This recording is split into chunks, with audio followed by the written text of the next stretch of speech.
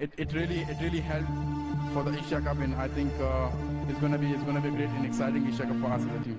Asia কাপের প্রথম ম্যাচে হংকংকে হারিয়ে বাংলাদেশকে হুমকি দিয়ে একই বললেন রশিদ খান। খবরের বিস্তারিত জানতে দর্শক ভিডিওটিতে একটি লাইক দিয়ে চ্যানেলটিকে সাবস্ক্রাইব করুন।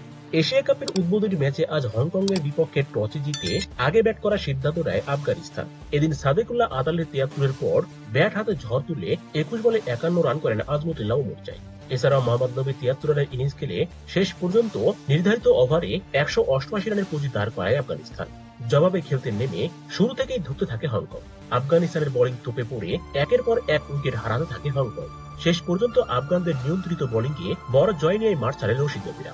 এদিন ম্যাচ শেষে উপস্থাপকের করা প্রশ্নে বাংলাদেশকে টেনে রশিদ খান বলেন, আমাদের পরবর্তী ম্যাচ বাংলাদেশের সাথে, এই ম্যাচেও আমরা জয়লাভ করব এমনটাই আশা করছি।